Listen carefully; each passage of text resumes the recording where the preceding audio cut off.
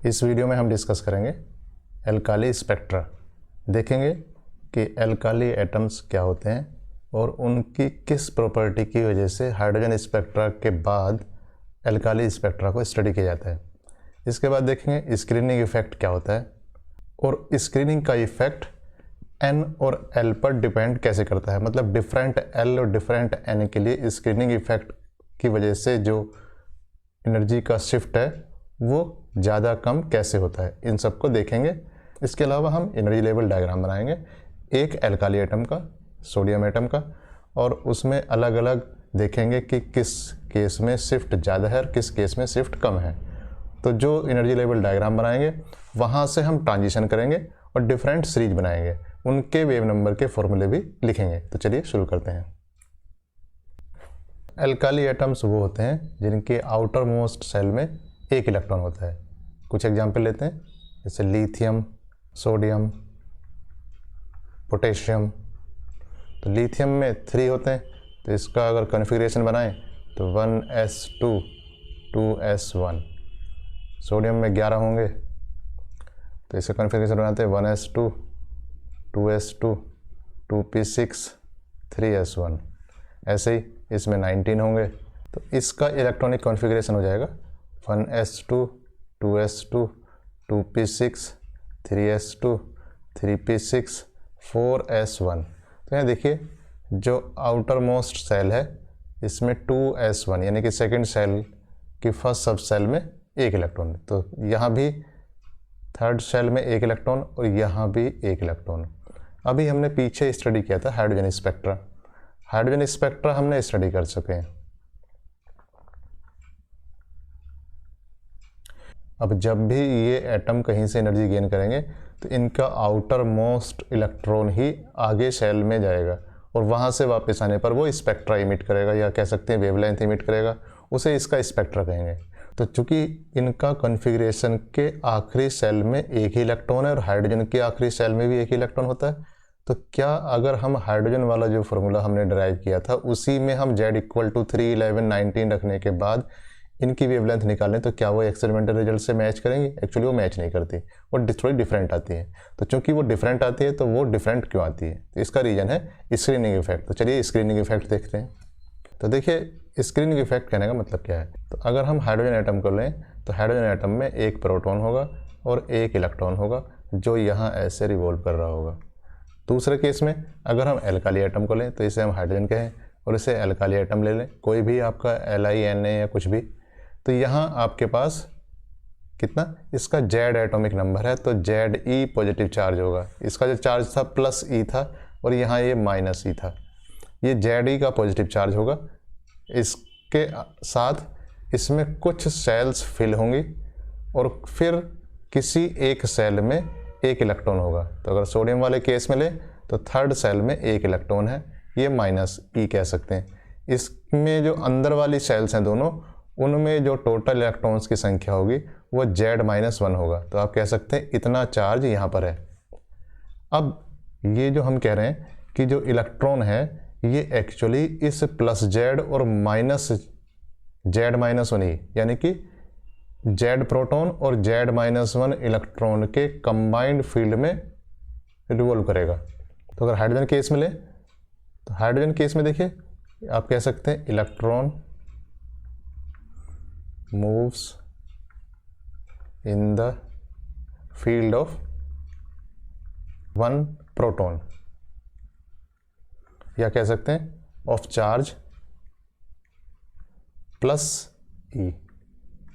यहाँ अगर मैं कहूँ तो क्या होगा, यहाँ देखिए, यहाँ इसी बात को अगर यहाँ लिखना चाहूँ तो क्या लिखना पड़ेगा मुझे लिखना पड़ेगा electron moves in the field of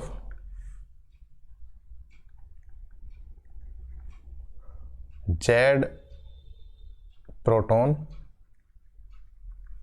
charge कितना +Ze and Z-1 electrons. Z-1 electron कहने का मतलब है कि यहाँ जो इलेक्ट्रॉन है वो क्या क्या फेस करेगा, इस पॉजिटिव चार्ज का इफेक्ट जो कि न्यूक्लियस के अंदर है वो है +Ze, मतलब Z प्रोटॉन की वजह से। और ये जो जेड इलेक्ट्रॉन्स है उनमें से एक इलेक्ट्रॉन ये खुद है और इसके अलावा जो बचे हुए इलेक्ट्रॉन है उनकी संख्या है Z-1। तो Z-1 इलेक्ट्रॉन का भी फील्ड यहाँ पर होगा। तो कह सकते हैं कि जेड प्रोटॉन की वजह से और Z-1 इलेक्ट्रॉन्स जिनका चार्ज कितना है ऑफ चार्ज -Z-1e। अब देखिए यहाँ पर जो इलेक्ट्रॉन है वो कितना चार्ज फेस करेगा, वो फेस करेगा +Ze और -Z-1e। तो अगर मैं इसे ऐसे ही अलजेब्रा की वजह से जोड़ दूं तो इन दोनों को अलजेब्रा से ऐड करने के बाद आ जाएगा +E। या इस बात को इस ढंग से कह सकते हैं कि जो अंदर +Ze चार्ज था ये Z-1 इलेक्ट्रॉन ने उस चार्ज को रोक दिया, कितना, पूरा का पूरा इफेक्ट कर दिया। तो Z-1 इलेक्ट्रॉन ने Z-1 प्रोटॉन के इफेक्ट को ख़त्म कर दिया। तो बचा कितना, एक प्रोटॉन का इफेक्ट हुआ। तो इस इफेक्ट को ख़त्म करना मतलब इस इफेक्ट को स्क्रीन कर दिया, इसी का नाम है स्क्रीनिंग इफेक्ट। तो अगर हम कहें कि स्क्रीनिंग परफेक्ट है तो इस बात को कहेंगे हम स्क्रीनिंग परफेक्ट है।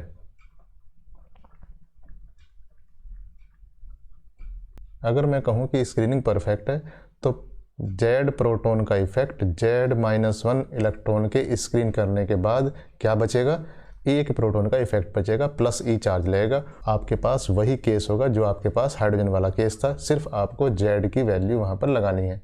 लेकिन ऐसा नहीं है, वहाँ शिफ्ट अलग अलग है। इसका मतलब स्क्रीनिंग परफेक्ट नहीं है। तो हम देखेंगे स्क्रीनिंग किस किस चीज़ पर डिपेंड करेगा। तो सेल के किस किस चीज़ पर डिपेंड करेगा स्क्रीनिंग। तो एनर्जी का फॉर्मूला लिखते हैं। तो हाइड्रोजन के लिए एनर्जी का फॉर्मूला क्या था, अगर हाइड्रोजन के लिए एनर्जी का फॉर्मूला था तो ये था En वाज -me4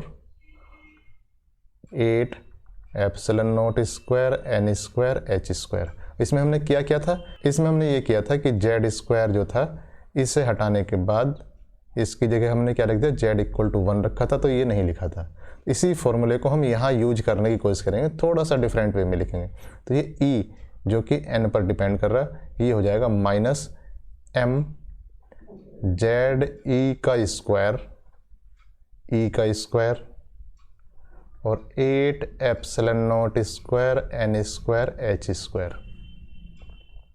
अब देखिए अगर मैं इस फॉर्मूले में Z=1 रख देता हूँ तो ये फॉर्मूला आ जाता है। या कह सकते हैं अगर मैं इस फॉर्मूले में क्या रख दूं और Ze=E रख दूं तो ये फॉर्मूला आ जाते हैं। तो उसी लैंग्वेज को कहने का तरीका है कि अगर मैंने Ze=E रख दिया तो इसी बात को कहने का तरीका है कि अगर मैं Ze=E इस फॉर्मूले में रख देता हूँ तो मैं हाइड्रोजन वाले फॉर्मूले पर पहुँच जाता हूँ। तो कहने का मतलब क्या है कि अगर वो स्क्रीनिंग, या कह सकते हैं Ze में से Z-1e सब्ट्रैक्ट कर देता हूँ तो E बचता है।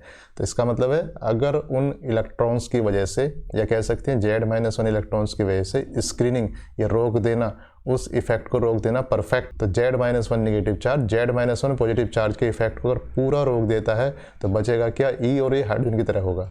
लेकिन वो स्क्रीनिंग परफेक्ट नहीं होता, इस वजह से Z-1 इलेक्ट्रॉन Z-1 प्रोटॉन के इफेक्ट को पूरा नहीं रोक पाते, कुछ इफेक्ट रह जाता है। या कह सकते हैं Ze की वैल्यू क्या, E नहीं आती बल्कि कितनी आएगी, थोड़ी सी ग्रेटर देन E आएगी, कह सकते हैं।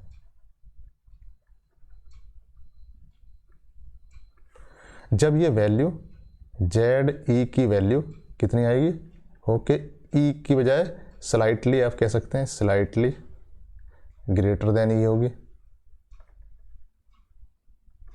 तो एनर्जी कहाँ शिफ्ट होगी। अभी बात आती है एनर्जी कहाँ शिफ्ट होगी। इसका मतलब इसकी न्यूमेरिकल वैल्यू कुछ इससे ज़्यादा आएगी जो हाइड्रोजन में आने वाली थी। इसका मतलब कह सकते हैं आप कि इसकी वैल्यू ज़्यादा नेगेटिव होगी। तो En energy value will be more negative.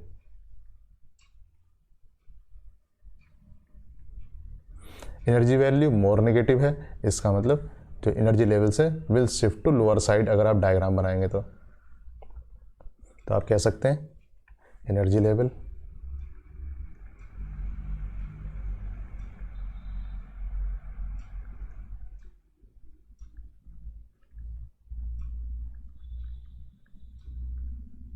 ये जो आपका शिफ्ट है ये किस किस चीज़ पर डिपेंड करेगा।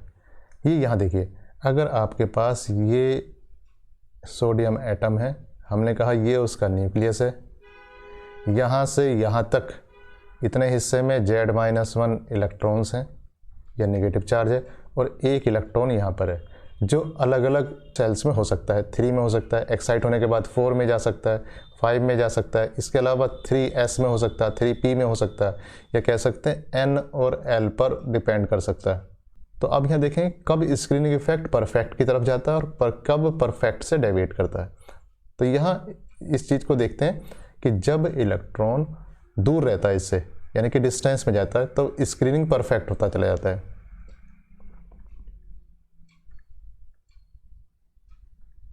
और जब इलेक्ट्रॉन ऐसी सेल्स में जा रहा है जो अंदर की तरफ जा रहा है, या कह सकते हैं न्यूक्लियस के पास जा रहा है, तो स्क्रीनिंग डेविएट करता है, यानी कि लेस परफेक्ट होता है।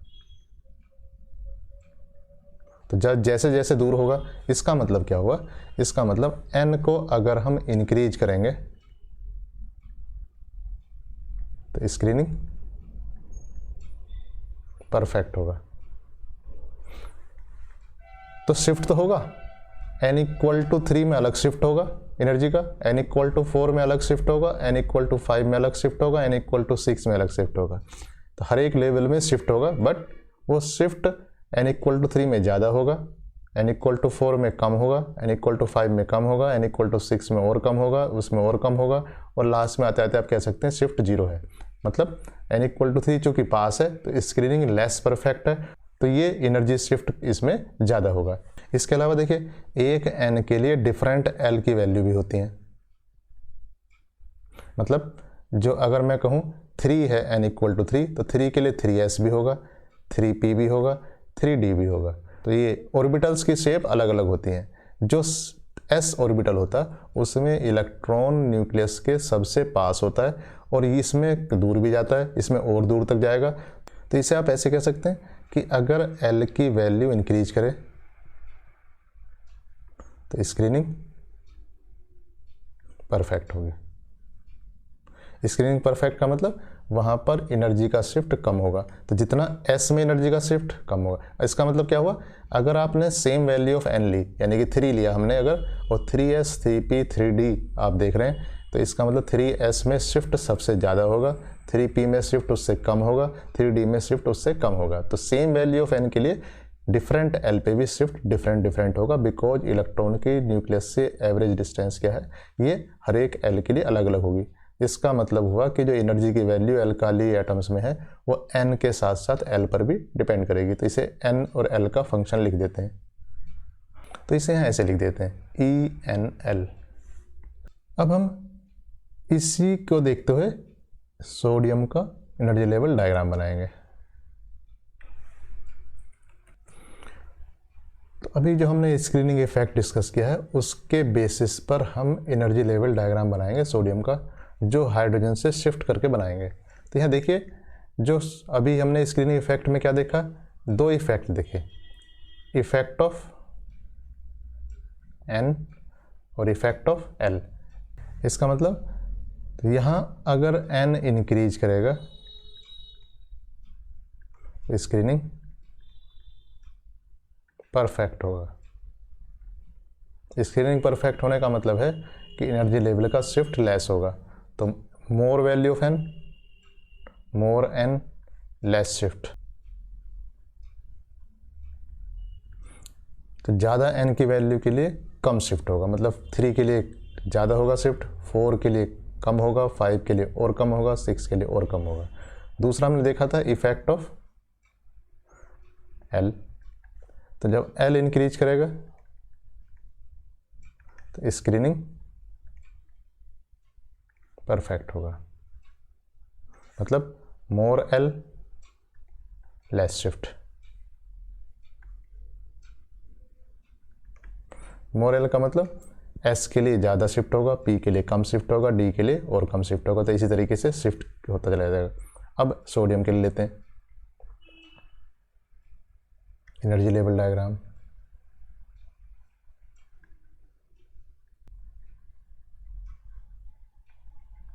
इस पर एनर्जी का स्केल बनाते हैं। यहाँ मानते हैं कि ये 0 एनर्जी का लेवल है, और इसे हम कह देते हैं -1 है, ये -2 है, -3 है, -4, -5, -6।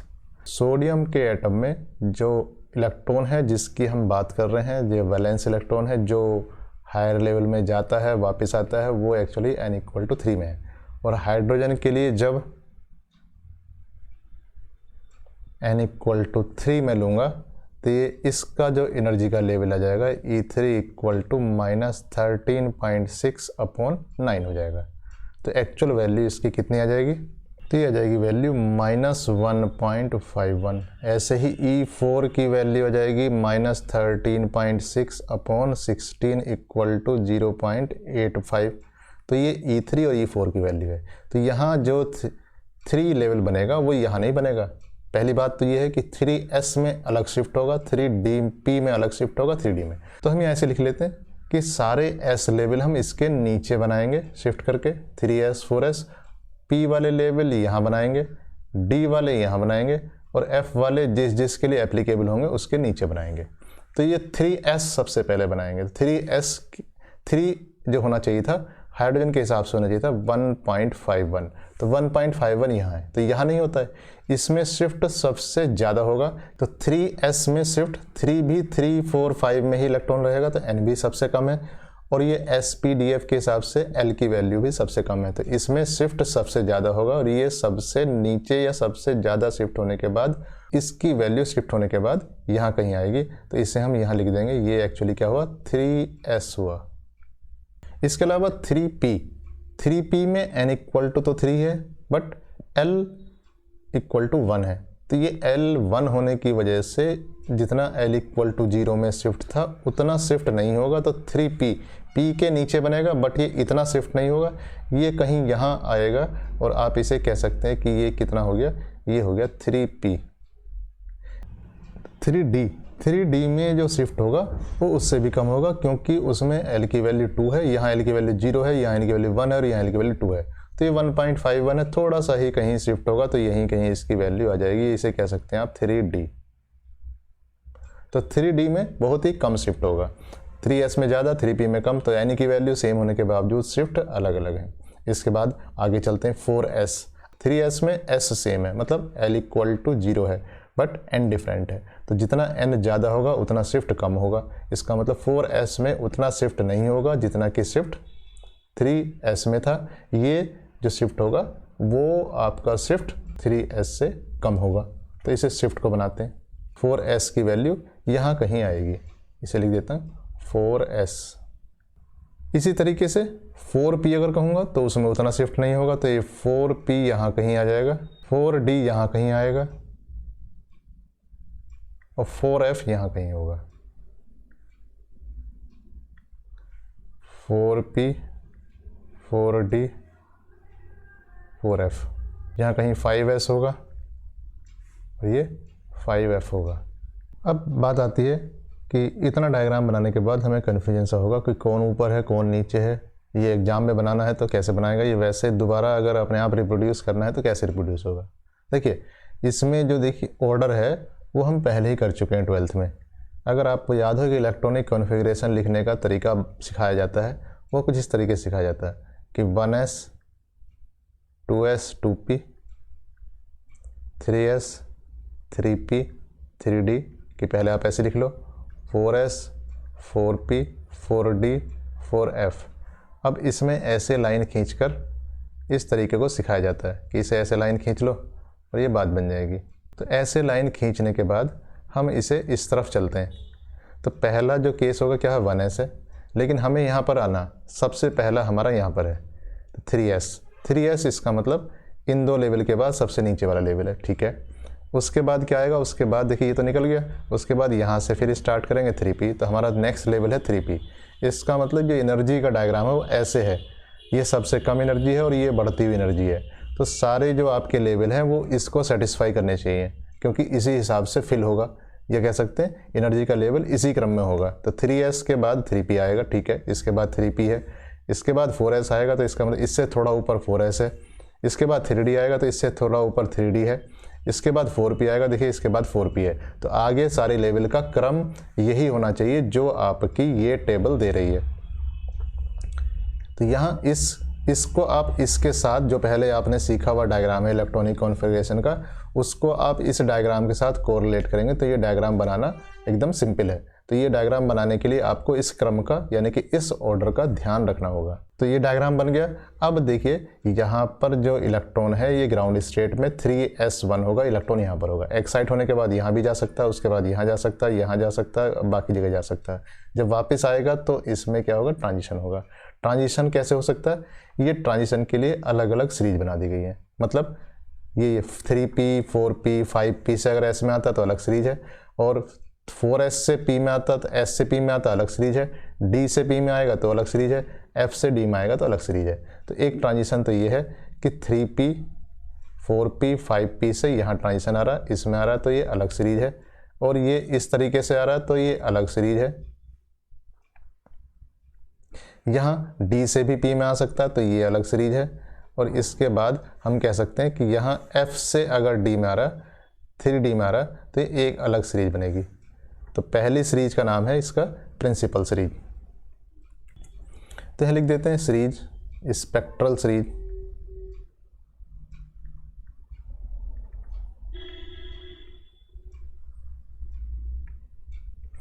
तो पहली सीरीज लिखते हैं प्रिंसिपल सीरीज।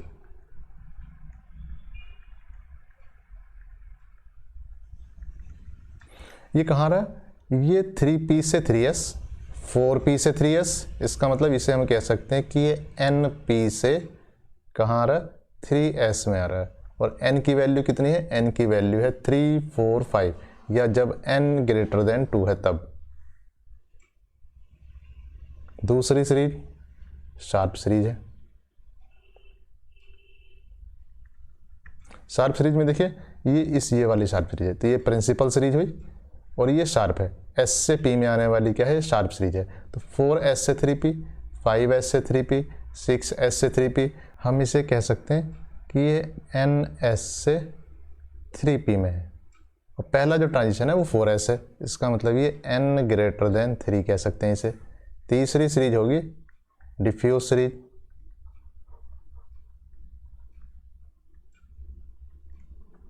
डिफ्यूज सीरीज में जो फाइनल लेवल है वो 3p है, बट वो d से आ रहा है, इसका मतलब ये कह सकते हैं कि nd से 3p में है। nd से अगर 3p में होगा तो n की वैल्यू कितनी होगी, nd से 3p में, तो 3d से 3p में आएगा, इसका मतलब ये n ग्रेटर देन 2 हो सकता है। और चौथी सीरीज ये है कि ये f से d में आ रहा है, 3d में आएगा कहाँ से, f से 4f 5f, तो सबसे पहला जो होगा 4f to 3d होगा। तो इसे मैं लिख सकता हूँ फंडामेंटल सीरीज।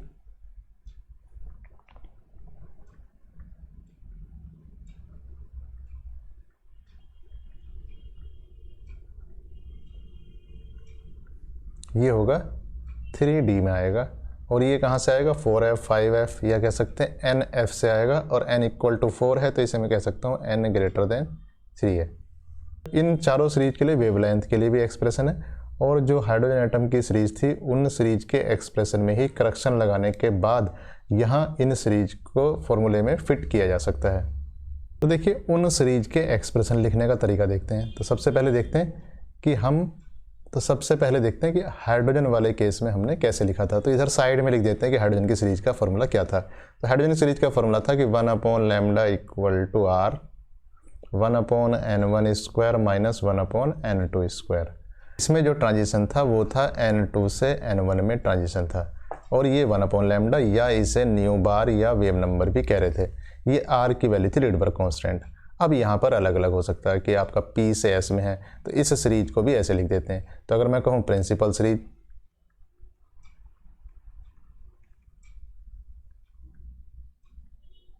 तो यहाँ 1/λ को मैं लिख देता हूँ कितना, r 1/ माइनस 1/ कहाँ से कहाँ तक है, ये आपका है p से s में, या n2 से, ऐसे था ना, ये n2 से n1 में।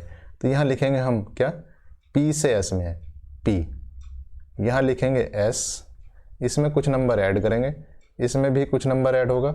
हाँ, लिखने का तरीका मैं यहाँ बता देता हूँ, इसका स्क्वायर कर देंगे और इसका स्क्वायर कर देंगे।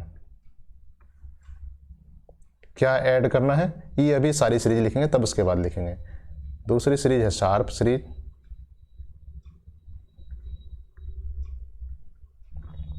इसे भी कहते हैं 1/λ equal to R 1 plus minus 1 plus something square. ये कहाँ से कहाँ तक है, शार्प सीरीज है S से P में, तो यहाँ आएगा S और यहाँ आएगा P। इसी तरीके से डिफ्यूज सीरीज,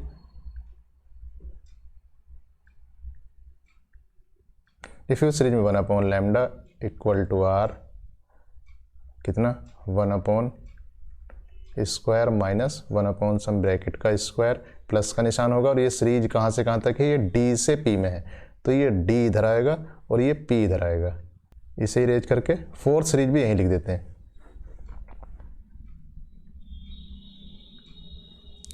जो फोर्थ सीरीज है ये है फंडामेंटल सीरीज।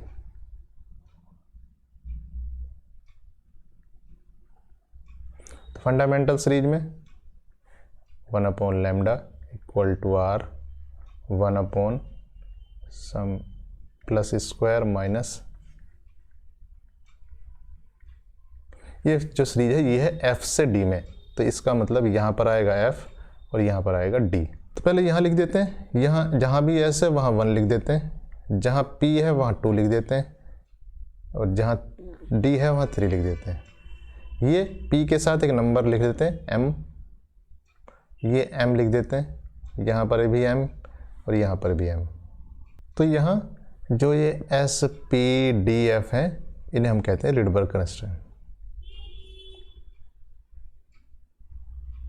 तो इस तरीके से हमने देखा कि जो सोडियम एटम है या दूसरे एल्काइल एटम है उनमें जो न्यूक्लियस में प्रोटॉन होते हैं, या कह सकते हैं उनका जो एटॉमिक नंबर Z होता है, उनमें से Z-1 इलेक्ट्रॉन्स को पूरे की पूरे स्क्रीन अगर कर दें तो उनका स्पेक्ट्रा हाइड्रोजन की तरह होना चाहिए, लेकिन ऐसा नहीं होता। वो उनका जो स्क्रीनिंग है परफेक्ट ना होने की वजह से अलग अलग N और L की वैल्यू के लिए अलग अलग शिफ्ट होता है। उस शिफ्ट की वजह से स्पेक्ट्रा में चेंज होता है और सीरीज में भी शिफ्ट हो जाता है। Thank you.